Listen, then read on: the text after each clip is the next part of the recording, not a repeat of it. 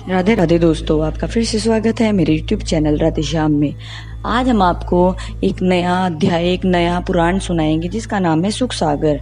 वो सुनाने से पहले मेरी आप सबसे विनती है कि आप मेरे चैनल को लाइक, सब्सक्राइब और शेयर करना ना भूलें, ताकि हम आपके लिए अच्छी अच्छी पुराने ला सकें।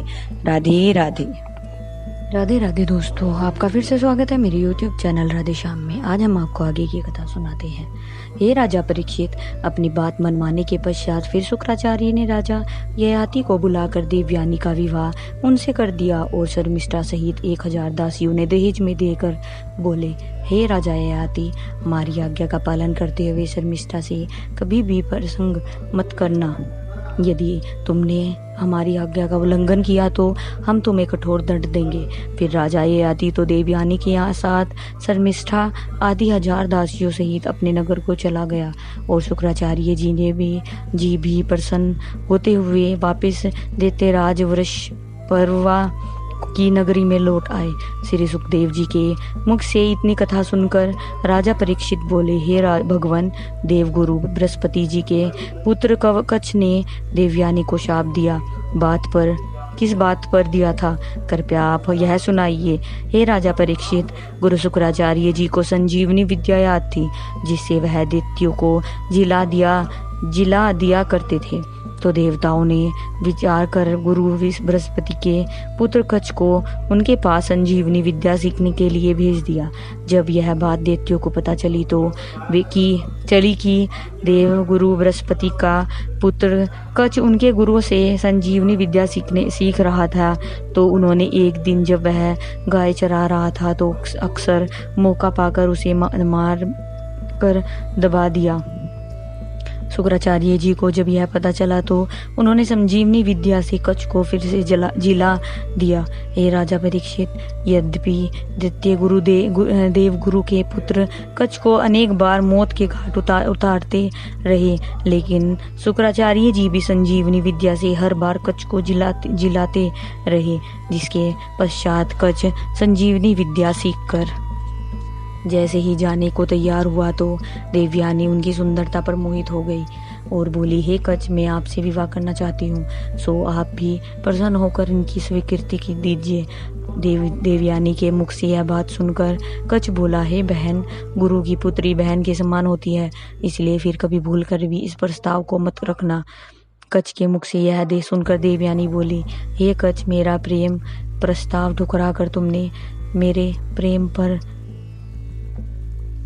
कुठाराघात किया है, इसलिए मेरे पिता से जो तुमने विद्या सीखी है वह तुम्हारे किसी काम नहीं आएगी।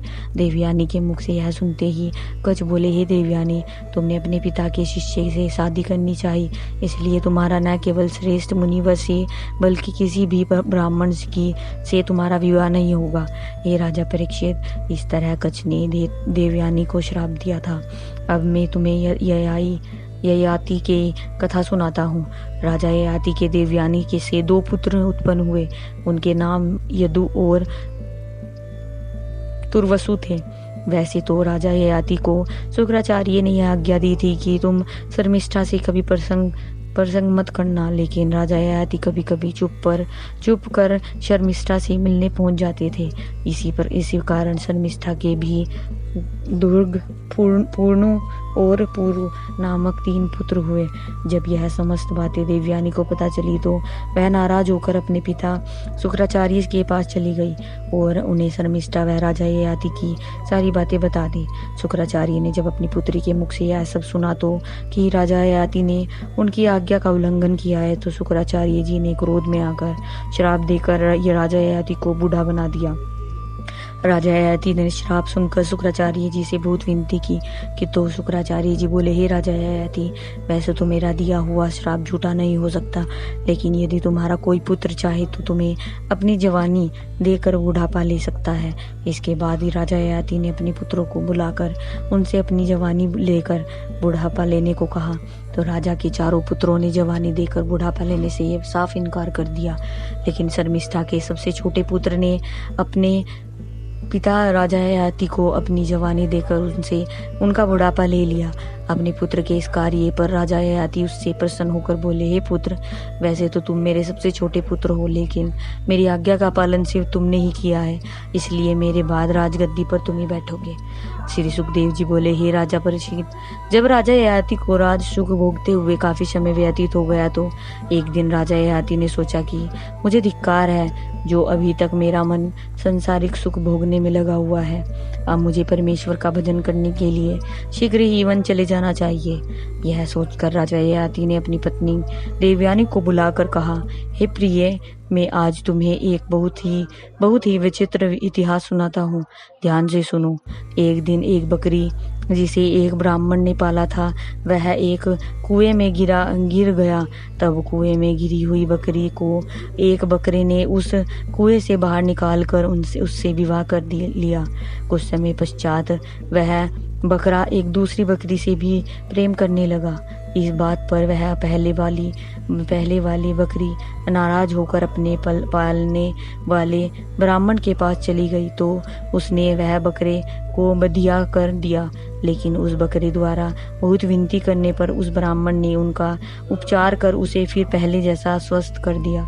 लेकिन यह सुनकर तुम भी बहुत आश्चर्य करोगी कि बूढ़ा होने पर भी बकरा उस बकरी और उसके बच्चे के प्रेम में पागल होकर अपने जीवन का अंत कर रहा था है, और ज्ञानी होने के पश्चात अपने जनक करने वालों की सेवा करना तो दूर की बात है, उनका भूले से भी नाम नहीं ले रहा। अब तुम ही यह बताओ कि वह बकरा कितने गहरे अज्ञान के समुद्र में है। राजा ययाति के मुख से यह बातें सुनकर देवयानी बोली, हे स्वामी, यदि आप उसे अज्ञानी कहते हैं, लेकिन मेरे विचार से तो वह मूर्ख भी नहीं है।